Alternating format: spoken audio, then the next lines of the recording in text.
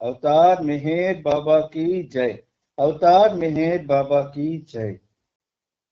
Beloved God, help us all to love you more and more and more and more and still yet more till we become worthy of union with you. And help us all to hold fast to Baba's daman till the very end. अवतार मेहर बाबा की जय. Avatar Meher బాబా key జై. ప్రీతం మెహర్ బాబా, నీవు ప్రసాదించిన ప్రవచన సారము గ్రహించవలసిన తీరులో గ్రహించి సదవగాహన చేసుకుని వాటిని మా జీవనములలో ఆపాదించుకుని నిజాయితీ తోడను నిర్మల ప్రేమ తోడను వాటిని ఆచరించులాగున మా అందరినీ ఆశీర్వదించు. అట్టి ఆచరణ యొక్క జీవన శైలిలో జీవించున్నట్లు మా అందరినీ అనుగ్రహించు. అవతార్ మెహర్ బాబా కీ జై. అవతార్ మెహర్ బాబా కీ జై. తండ్రి బాబా. అవతార్ మెహర్ బాబా మనకి ఇచ్చిన ఈ అవకాశాన్ని సద్వినియోగపరుచుకుంటూ ఆయనకు శతసహస్ర కోటి పాదాభివందనం అర్పిస్తూ మెహర్ ప్రభు చరిత్రం 10వ భాగం 4288వ పేజీలో 4వ పేరా వరకు మనం చదువుకున్నాం. తరువాత ఈ గమ్యాన్ని చేరడానికి అవతారులు మానవులకు సహాయం చేస్తారు. మానవుడు భగవంతుడైనప్పుడు ఒక పరంపర కొనసాగుతుంది. అదే భగవంతుడు మానవునిగా వచ్చినప్పుడు మాత్రం అట్టి పరంపర ఉండదు. నా వరకు నేను తిరిగి మళ్ళీ మళ్ళీ ఈ భూమిపై అవతరించాలి. అనంత ఆనందాన్ని అనంత వేదనను ఏకకాలంలో అనుభూతి పొందుతూ ఉండాలి. అందులో ఆనందము ఉంది, అంతేగాక అది ఒక రకమైన బంధికాన కూడా. ఆ తరువాత బాబా భోజనం చేయడానికి సమావేశపు హాల్ నుండి వెళ్ళిపోయారు. తిరిగి మధ్యాహ్నం 3 గంటలకు సమావేశమయ్యారు. అందరితో ఇలా చెప్పారు: నవంబర్ 14వ తేదీ నుండి 2 నెలల పాటు 25 మంది నాటించాలి. కనీసం ఏప్రిల్ మాసాంతం వరకైనా ఎవరైతే వారి జీవితాలను పణంగా పెట్టి నేను చెప్పినట్లు చేయడానికి నిజంగా సంసిద్ధులై ఉన్నారో అలాంటి వారు నాకు కావాలి. ఈ ప్రేమోజ్వల జీవితం నవజీవనానికి భిన్నమైనది. నాకు కావలసింది, నేను ఆశించేది తిరుగులేని విధేయత మాత్రమే. రాబోయే 2 నెలల వరకు, అనగా జనవరి చివరి వరకు మీరు నిర్వహించాల్సిన విధులను నేనిప్పుడు కేటాయిస్తాను.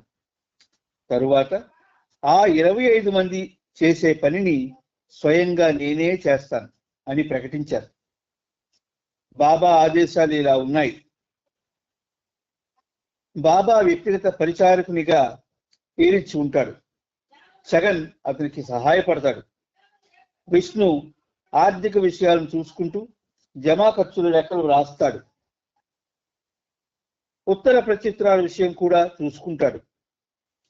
అలోబా సహాయంతో పెండు రోడ్డు ప్రయాణాలకు, రైలు ప్రయాణాలకు కావలసిన ఏర్పాట్లను చేస్తాడు. బృందానికి కావలసిన ఆహారం, వసతి సౌకర్యాలను సదాశివ్ చూస్తాడు.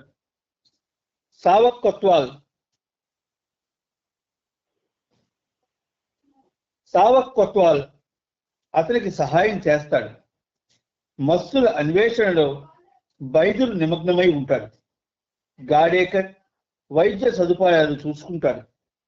విష్ణు, హేరిచ్, బాబా సోదరుడు జాల్ వీరంతా బాబా అక్షర ఫలకాలని చదవాలి.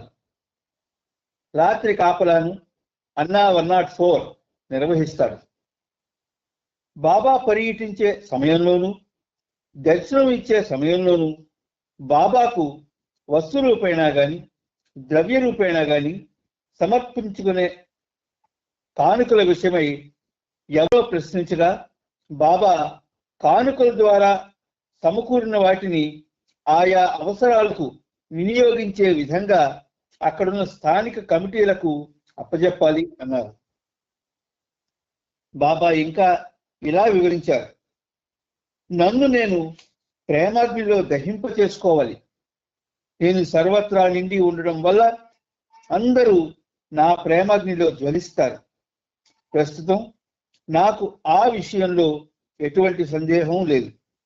నాతో పాటు యావత్ ప్రపంచం దహింపబడాల్సిందే.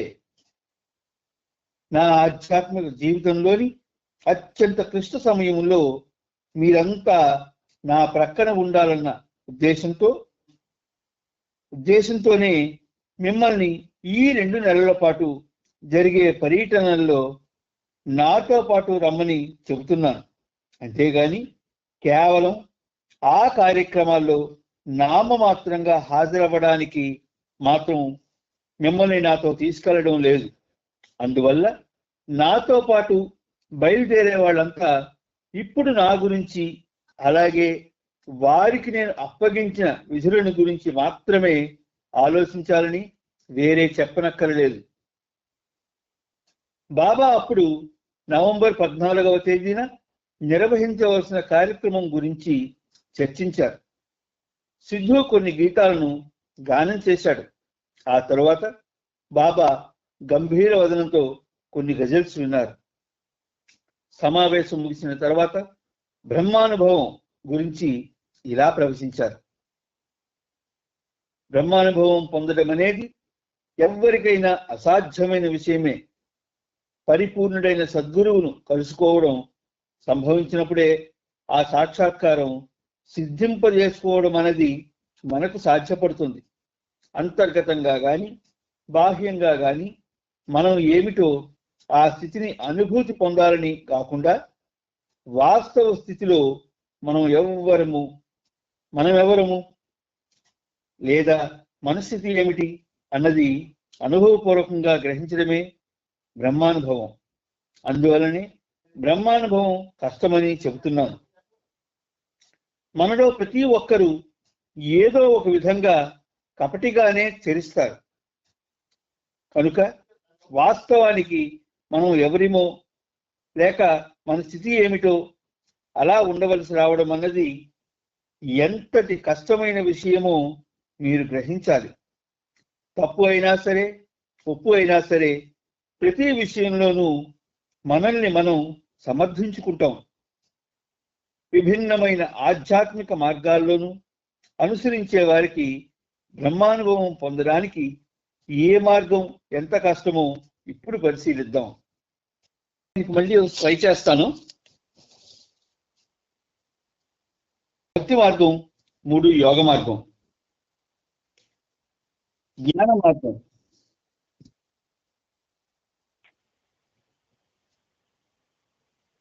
జ్ఞాన మార్గం,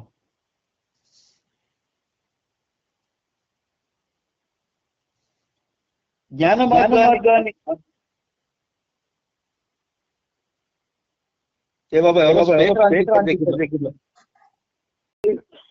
మనలో ఉన్న బాబాని మనం దర్శించడానికి ఆయన అవకాశం ఇస్తాడు అని బాబా చెప్తున్నారు. ముందుకెళ్ళినా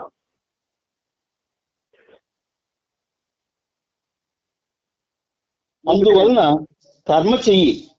నీ కోసం కాకుండా పరుల కోసం కర్మ చెయ్యి. నిన్ను నీవు మరిచిపోయే ప్రయత్నం చెయ్యి. సంపూర్ణ శూన్య స్థితిని, నీకంటూ ఏమీ లేని పరిపూర్ణ స్థితి చేరే వరకు దీనినే అనుసరించు. బాహ్యంగా విరుద్ధ భావాన్ని ప్రస్ఫుటింపచేస్తున్నట్టు కనిపించినా కర్మ చెయ్యి. నీవు చేసే కర్మ భగవంతుడిని పోగొట్టుకునేందుకు కాకూడదు. భగవంతునిలో నిన్ను నీవు పోగొట్టుకునేందుకు కర్మ చెయ్యాలి. అది ఉన్నతమైన ఫనా స్థితిలో అనగా మనోనా స్థితిలో దివ్య శూన్యత ఉంటుంది. అక్కడ ఫనా అంటే పూర్తిగా భగవంతుణ్ణి పోగొట్టుకోవడం అనగా సంపూర్ణమైన శూన్యత్వం. ఆ స్థితిలో నీవు ఉండవు, భగవంతుడు ఉండడు, ఏది ఉండదు. భగవంతుడు లేని మరుక్షణం అనగా సాధకులలోని వ్యక్తి లేని స్థితి సంభవించిన మరుక్షణం ఆ శూన్య స్థితిలోకి భగవంతుడు దివ్య వైభవంతో తిరిగి ప్రస్ఫుటమవుతాడు. అదే క్షణం నీవు బ్రహ్మానుభవాన్ని పొందుతావు. అత్యంత అధికమైన కృషితో మనిషి 100కి 100 పాళ్ళు తనను తాను పోగొట్టుకున్నప్పుడు ఆ వ్యక్తి మజ్జు అంటే బ్రహ్మీభూతుడు అవుతాడు. ఇలా భగవంతుణ్ణి పోగొట్టుకొని తిరిగి పొందడం జరుగుతుంది. కానీ భగవజ్జీవనం జీవించడం జరగదు. అదే ఈ మజ్జు తిరిగి ఈ ప్రాపంచిక చైతన్యంలోకి వస్తే భగవంతునిగా జీవించడం జరుగుతుంది. దిగువ స్థాయిలోని ఫనా స్థితులను అనుభవిస్తున్నప్పుడు కూడా నీవు విభ్రమకు గురవుతావు. కానీ అదే క్షణంలో శూన్యత్వం నింపబడుతుంది. చిట్ట చివరి ఫనా స్థితి కొరకు నీవు ఎన్నో జన్మలు పొంది ఎంతో కృషిని సలపవలసింది. కానీ ఒక్కసారి ఆ చిట్ట చివరి పరిపక్వ క్షణం ఆసన్నమైనప్పుడు వ్యక్తి దివ్య శూన్య స్థితిని అనుభవిస్తాడు. త్రివిధమైన దివ్య శూన్యత్వం. మొదటిది, ఇందులో ఒకేసారి శూన్యత్వము సర్వము నెలకొంటాయి. కానీ కొందరి విషయంలో శూన్యత్వం సర్వంతో నిండే ముందు శరీరంతో ఉన్న బంధం తెగిపోతుంది. రెండవది,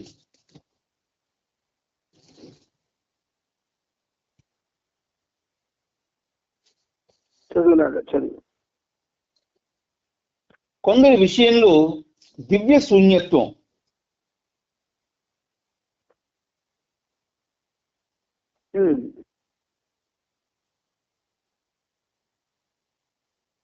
చదివిందానా?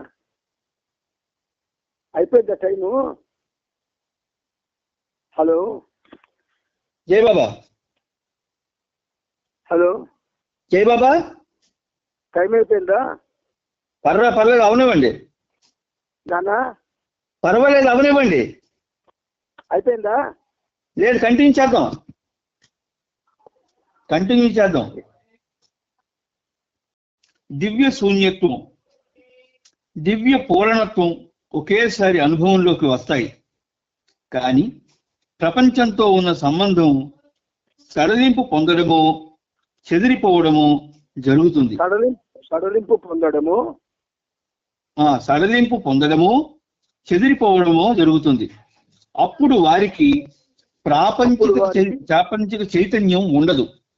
నిజానికి వారు ఏమి తింటున్నారో ఏమి త్రాగుతున్నారో కూడా వారికి తెలియదు. కొన్ని రోజుల తరువాత వారు శరీరాన్ని విడిచిపెడతారు. మూడవది, కొన్ని రోజుల తరువాత వారు శరీరాన్ని విడిచిపెడతారు. మూడవది, అతి కొద్ది మందికి మాత్రమే ప్రపంచంతో వారికి ఉండే సంబంధం చెక్కు చెదరని స్థితిలో దృఢంగా ఉంటుంది. ఏ విధమైన ప్రభావానికి లోనుగారు.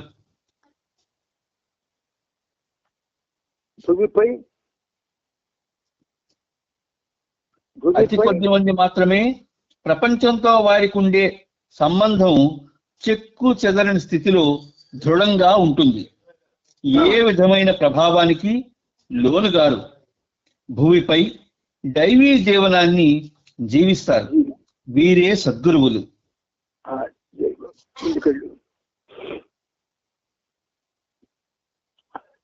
నేను చదువుతున్నాను. నవంబర్ 2వ తేదీ ఆదివారం ఉదయం ఆది సీనియర్ కారులో బాబా మెహరాజాద్ నుండి వచ్చారు. అందరూ సమావేశమై ఉన్న హాలులోనికి బాబా ప్రవేశించారు. వెంటనే ప్లీడర్ను పిలిచి అతనిని నవంబర్ 2, 3, 4 తేదీలలో ఉదయం 9 నుండి 11 గంటల వరకు, అలాగే సాయంత్రం 3 గంటల నుండి 5 గంటల వరకు తన గదిలో కూర్చొని భగవన్నామాన్ని చేయమని బాబా ఆదేశించారు. భగవన్నామాన్ని చేయమని. భగవన్నామాన్ని చేయమని బాబా ఆదేశించారు. భగవన్నామాన్ని జపించే 12 మంది జప్ వారాలకు జపించే వాళ్లకు, అంతేగాక పవిత్రమైన మత గ్రంథాలను చదివే 4 ఆచార్యులకు తాను ఈ రోజు ఉదయం స్వయంగా వంగి నమస్కరిస్తానని బాబా చెప్పారు. అంతేగాక ఈ రోజు నుండి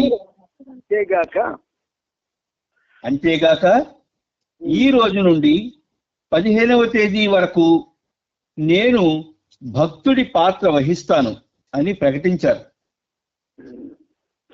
ఆనాడు ఉదయం 8 గంటలకు దౌలత్ సింగ్ బాబా వద్దకు వచ్చాడు. బాబా అతనితో, నువ్వు సరైన సమయానికే వచ్చావు.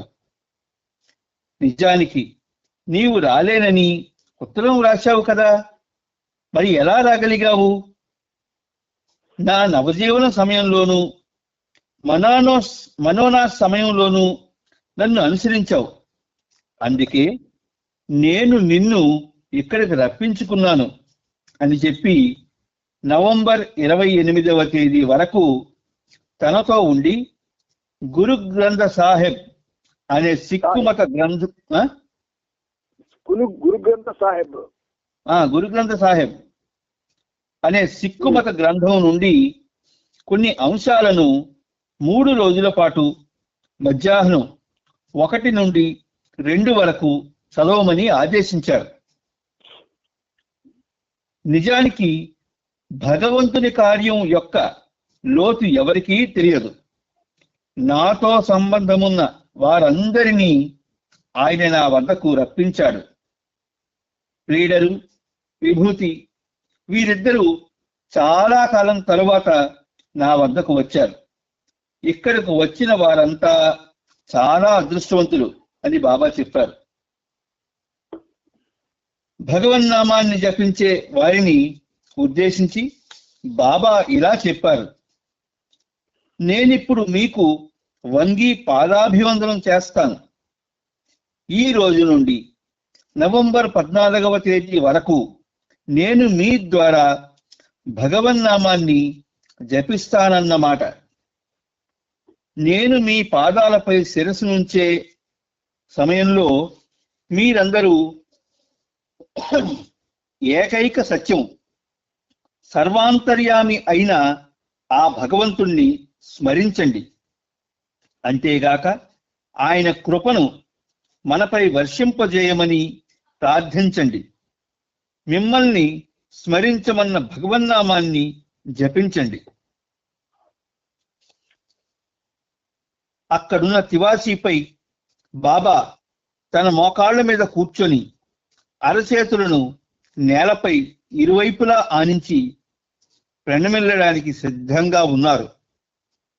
ఆ విధంగా 17 మంది అనుచరుల పాదాలపై శిరస్సు వంచి నమస్కరించే కార్యక్రమాన్ని ఉదయం 8:50 కల్లా ముగించారు. వారి పాదాలకు నమస్కరించే సమయంలో వారు తమకు నిర్దేశించిన భగవన్నామాన్ని గట్టిగా ఉచ్చరిస్తూ జపించారు. బాబా తరపున ఆ 5 ఆచార్యులు మత గ్రంథాలను చదివారు.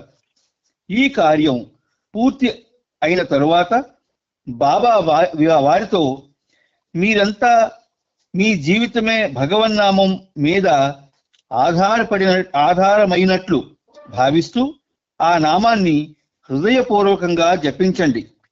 ఈ ప్రక్రియ కొనసాగేలా చూడండి. మీలో మీరు సర్దుబాటు చేసుకుంటూ జీవించండి. భగవంతుని పనిలో మాయ తప్పకుండా అడ్డు తగులుతుంది. చాలా జాగ్రత్తగా వ్యవహరించండి అని సూచించారు. ఉదయం 11 గంటలకు బాబా భోజనం చేయడానికై వెళ్ళారు. మధ్యాహ్నం విభూతిని తన గదిలోకి పిలిచి ధుని వెలిగించే ప్రదేశం వద్ద కూర్చొని రోజుకి 5000 సార్లు ఓం పరబ్రహ్మ పరమాత్మ అంటూ నవంబర్ 3వ తేదీ నుండి 12వ తేదీ వరకు జపించమని ఆదేశించారు. ఆ తరువాత బాలనటును పిలిచారు. ప్రతి 24 గంటలకు ఒకసారి 1400 సార్లు నవంబర్ 3 నుండి 12 వరకు ఈ క్రింది విధంగా జపించమని ఆదేశించారు. ఓ భగవంతుడా, ఈ ప్రేమోజ్వల జీవితాన్ని జీవించేందుకు శక్తిని ప్రసాదించమని బాబా నిన్ను వేడుకుంటున్నారు. ఆ తర్వాత అందరినీ బాబా తన గదిలోనికి పిలిపించారు. వారితో, నేను మరలా ఈ స్థూల శరీరాన్ని ధరిస్తూ ఈ ప్రపంచంలో అవతరించడం అన్నది విధి నిర్ణయం గనుక నేను ఈ ప్రపంచంలోనికి రావాల్సి వచ్చింది. కనీసం మీరైనా ఈ జనన మరణ చక్రమనే బంధం నుండి విముక్తవ్వాలని నేను కోరుకుంటున్నాను. ఈ ప్రపంచంలో మళ్ళీ పుడుతూ పెద్దవారవుతూ వివాహం చేసుకుంటూ సంతానాన్ని కొంటూ క్షీణిస్తూ మరణిస్తూ మళ్ళీ పుడుతూ జనన మరణ చక్రమనే ఈ బంధం నుండి బయటపడాలని ఆశిస్తున్నాను. సరే బాబా కోరిక ఎంత బాగుందో. ఆయన నేను మరల ఈ స్థూల శరీరాన్ని ధరిస్తూ ఈ ప్రపంచంలో అవతరించడం అన్నది విధి నిర్ణయం కనుక నేను ఈ ప్రపంచంలోనికి రావాల్సి వచ్చింది అన్నారు. అది మనందరికీ చక్కగా అర్థమైంది. కనీసం మీరైనా ఈ జనన మరణ చక్రం అనే బంధం నుండి విముక్తులవ్వాలని నేను కోరుకుంటున్నాను. ఆయన మనకి ఒకే ఒక కోరిక కోరుతున్నాడు. ఏమిటది? ఈ జనన మరణ చక్రం అనే బంధం నుండి విముక్తులవ్వాలి అని కోరుకుంటున్నారు. ఈ ప్రపంచంలో మళ్ళీ పుడుతూ పెద్దవారవుతూ వివాహం చేసుకుంటూ సంతానాన్ని కంటూ క్షీణిస్తూ మరణిస్తూ మళ్ళీ పుడుతూ జనన మరణ చక్రం అనే ఈ బంధం నుండి బయటపడాలని ఆశిస్తున్నాను. ప్రీతముడైన మెహర్ ప్రభువు మన నుంచి ఆశించిన కోరికది. అది మనం తీర్చాలి. ఎందుకంటే ఆయన ప్రేమిస్తున్నాం కనుక. ఎక్కడైతే నిజమైన ప్రేమ ఉంటుందో అదేం చేస్తుంది? ప్రేమించేవాడు ప్రేమించబడేవాడిని ఏది కోరితే అది ప్రేమించబడేవాడు తీర్చాలి. మనం బాబా చేత ప్రేమించబడుతున్నాం. ఆయన ప్రేమలో ఉన్న కోరిక ఏమిటి? మనం మళ్ళీ చావు పుట్టుకలనే పరిస్థితి నుంచి మనం బయటపడి ఈ బంధం నుండి బయటపడాలి. అంటే ఒక విధంగా జన్మ రాహిత్య స్థితిని పొందమంటున్నారు బాబా.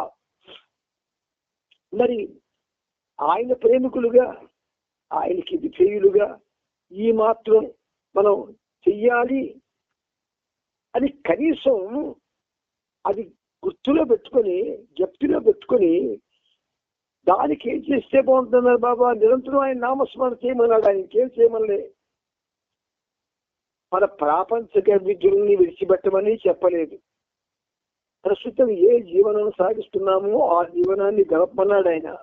గడుపుతూ ఈ జనన మరణ చక్రము నుండి మనల్ని బయటపడమని కోరుతున్నాడు ఆయన. ఎలాగా? నిరంతరం ఆయన నామాన్ని ఉచ్చరించడం ద్వారా 1400 సార్లు చూడండి. ఆయనకి ఏమని బాలనాటికి ప్రశ్నించాడో 24 గంటలకు ఒకసారి, ప్రతి 24 గంటలకు ఒకసారి 1400 సార్లు నవంబర్ 3 నుండి 12 వరకు జపించమన్నాడు. ఏమని? ఓ భగవంతుడా, ఈ ప్రేమోజ్వల జీవితాన్ని జీవించేందుకు శక్తిని ప్రసాదించమని బాబా నిన్ను వేడుకుంటున్నాడు అని ఈ తరపున భగవంతుడిని ఆయన కోరాడు. ఇప్పుడు డైరెక్ట్ గా ఆయనే మనకు కోరుతున్నాడు. జనన మరణ చక్రం నుండి బయటపడండి అంటే ఇక్కడ ఒక చిన్న పరమార్థం ఉంది. ఆయన ఉద్దేశం ఏంటంటే ఆయన అవతార కాలంలో అవతారుడై పుడమికి అనుభవించాడు తన యొక్క దివ్య ప్రేమని. దాన్ని గమ్మత్తుగా ప్రేమ మధువు అన్నాడు ఆయన. ఆ దివ్య ప్రేమను పొంది జనన మరణ చక్రం నుండి మనల్ని విడుదలవ్వమంటున్నాడు. అంటే సాధారణంగా అవతార పురుషుడికి కూడా ఒక విధంగా మన మీద విపరీతమైన ప్రేమ ఉంటుంది. మనం ఎలాంటి వాళ్ళమైనా మన మీద ఆయనకి ప్రేమ ఉంటుంది. ఆ ప్రేమని మనం సద్వినియోగం చేసుకోవడం ఎప్పుడవుతుంది? ఆయన ఏదైతే మనకి కోరతాడో కోరిక, ఆ కోరిక కనీస బాధ్యత ప్రేమించేవాడికి. మనం ప్రేమించలేదు అని ఎవరికైనా అనిపిస్తే వాళ్ళు మానివచ్చు. కానీ నేను బాబాని ప్రేమిస్తున్నాను, ప్రేమిస్తాను, ఇంకా బాబాతోనే జీవిస్తాను అని అనుకున్న వాళ్ళు మాత్రం నిరంతరం బాబా నామస్మరణ చేస్తూ, బాబా యొక్క నామస్మరణ చేస్తున్నప్పుడు మనల్ని మనం పోగొట్టుకోవడానికి ప్రయత్నం చేస్తే, కనీసం నామస్మరణ చేసినప్పుడు మనల్ని మనం ఎప్పుడు పోగొట్టుకోవడం ఆలోచించండి. మెహరాబాద్ లో పోగొట్టుకోవడం లేదు, సహవాసుల్లో పోగొట్టుకోవడం లేదు, కార్యక్రమాల్లో మనల్ని మనం పోగొట్టుకోవడం లేదు, ఇంట్లో ఒంటరిగా ఉన్నప్పుడు పోగొట్టుకోవడం లేదు. 24 గంటలు మనతో మనం పూర్తిగా ఉంటున్నాం. మనల్ని మనం పోగొట్టుకోవాలి. అది బాబా నామస్మరణ ఎక్కువగా తీవ్రంగా చేసిన వాళ్ళకే సాధ్యమవుతుంది. ఇది నిజం, నమ్మండి. మెహర్ బాబా ప్రేమికులుగా మన ప్రధాన కర్తవ్యం ఏమిటంటే ఈ అవతార కాలంలో ఆయనకు ఒక సంతోషాన్ని ఇవ్వాల. ఆయన యొక్క ప్రేమ సూక్తులు, ప్రేమమయ సందేశాలు విన్న తరువాత మనలో జాగృతి కలిగి ఆయన చెప్పినట్లుగా ఆయన నామస్మరణ చేస్తూ జనన మరణ చక్రం నుండి మనం విడుదల కావాలి. అలాగే ఏ కొద్ది మంది చేసినా, ఒక్కరు చేసినా చివరికి ఆయన చాలా సంతోషిస్తాడు. నా అవతరణ వృధా కాలేదు అని. ఇక సామాన్య మానవులకు సంబంధించిన కోరికది. ఉత్తమ గతుల్లో ఉన్న వాళ్ళకి కాదు, వాళ్ళందరికీ చెప్పాడు కదా ముందు మనకి. అందుకని మనం సామాన్యులం, మనం అసామాన్యులం కాము. అంచేత మన ధర్మం ఏంటంటే ఈ అవతార కాలంలో ఆయన నామస్మరణ చేస్తూ మనల్ని మనం పోగొట్టుకొని నిరంతరం బాబా నామస్మరణ చేస్తూ జనన మరణ చక్రం నుండి మనం మినహాయింపు పొందాలి. Try, I will help you అన్నాడు బాబా. మనం ప్రయత్నిస్తే కదా ఆయన సహాయం చేస్తాడు. ప్రయత్నించకుండా ఎలా చేస్తాడు చెప్పండి? ఇది మీ అందరికీ ఒక మహన్బాబా ప్రేమికుడుగా కాక ఆయన మాటని శిరోధార్యం వహించేటటువంటి సామాన్యమైన వ్యక్తిగా మీ అందరినీ నేను కోరుకుంటున్నాను. రోజుకి 14 సార్లు చేయమంటే 14 సార్లే అనుకోని చాలా మంది 14 సార్లే చేస్తున్నారు. అది నిజం కాదు. నువ్వు జనన మరణ చక్రం నుండి విడుదల కావాలంటే బాబా యొక్క నామస్మరణి. నీకు మెహర్ బాబా అంటావో లేదు మెహర్ అంటావో, బాబా అన్నది అది కామన్ నౌన్, మెహర్ అన్నదే ప్రాపర్ నౌన్. కాబట్టి మెహర్ అని కానీ మెహర్ బాబా అని ప్రతిరోజు కొన్ని గంటలు, ఇది పెద్ద విశేషం కాదు. ఒక సినిమాకి వెళ్ళినా, ఒక కార్యక్రమానికి వెళ్ళినా ఎన్ని గంటలు మనం గడుపుతున్నాం, దానికంటే చాలా గొప్పది కదా.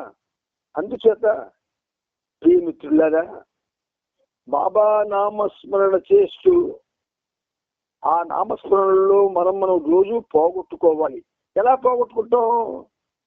కూర్చున్నప్పుడే బాబా 2 చేతులు జోడించి శిరస్సు వంచి, తండ్రి నేను నీ నామస్మరణ చేయడానికి కూర్చుంటున్నాను. నా మీద నాకు ధ్యాస లేకుండా నన్ను నేను పోగొట్టుకుని నీ నామస్మరణ చేసే అవకాశాన్ని నాకు ప్రసాదించు అని నువ్వు ప్రతిరోజు ఇలా అంటూ నామస్మరణ చేయడం ప్రారంభిస్తే, దయామయుడు కదా, ప్రేమయుడు కదా, ఎప్పుడైతే ఏదో ఒక రోజు నిన్ను పోగొట్టుకునే అవకాశం ఇస్తాడు ఆయన, గమ్మత్తుగా ఇస్తాడు. ఆ పోగొట్టుకున్నప్పుడు నువ్వు ఉండవు, నీ మీద నీకు ధ్యాస ఉండదు. ఆధ్యాత్మిక మార్గంలో ప్రేమించేవాడు సేవించేవాడు, అర్పణ అయ్యేవాడు, త్యాగం చేసేవాడు చేయవలసినటువంటి కనీస ధర్మంతో కూడుకున్న పనిది. అందుకని నాళ్ళు గడిపిస్తాం, హ్యాపీగా గడిపిస్తున్నాం. మనం ఏం చేస్తున్నాం అంటే హ్యాపీగా గడుపుతున్నాం. ఎస్, బీ హ్యాపీ అన్నారు కాబట్టి హ్యాపీగా గడుపుతున్నాం అంతే. బట్ ఆ బీ హ్యాపీ అన్న మాటలు ఎంత బ్రహ్మాండమైన అర్థాన్ని ఆయన పెట్టాడో మీకు తెలియదు. అందుచేత ప్రయత్నించండి. ఇదే మనం ఎవరికి వాళ్ళు వ్యక్తిగతంగా ఆయన మాటకి ప్రాధాన్యత ఇచ్చి శిరస్సు ఉంచి ఆయన సంతోషించేటట్టు చేసే చర్య. ఆ నామస్మరణ చేస్తూ మనల్ని మనం పోగొట్టుకొని నిరంతరం కూడా బాబా కోసం పరిశీలించాలి. అప్పుడు తప్పకుండా ఆయన సహాయం చేస్తాడు. మనల్ని మనం పోగొట్టుకునే పరిస్థితి వస్తుంది. నువ్వు ఎప్పుడైతే నామస్మరణకి అలవాటు పడిపోతావో, ఎప్పుడైతే నామస్మరణలో నువ్వు పోగొట్టుకొని మర్చిపోతావో, నువ్వు నీ చుట్టూ ఉన్న పరిసరాలని మర్చిపోవాలి. ఈ పరిసరాలు నీ చుట్టూ ఉంటావు, ఎక్కడికి వెళ్ళవు, కానీ నువ్వు వాటి మీద నీకు జ్ఞానం అక్కడికి వెళ్ళవు. అలాగే మనం కొన్నాళ్ళు ప్రయత్నిస్తే కనీసం ఈ ఆఖరి క్షణాల్లో మనందరం కూడా ఫైనల్ స్టేజ్కి వచ్చేసాం, వెనక ముందులో ఉన్నాం. కాబట్టి ఇప్పుడైనా ఆయన కోరికని కొంచెం తెచ్చడానికి మనందరం ప్రయత్నం చేద్దాం. దానికి బాబా మనందరికీ కూడా ఆశీర్వదిస్తాడు. అవతార్ మెహర్ బాబా కీ జై. అవతార్ మెహర్ బాబా కీ జై.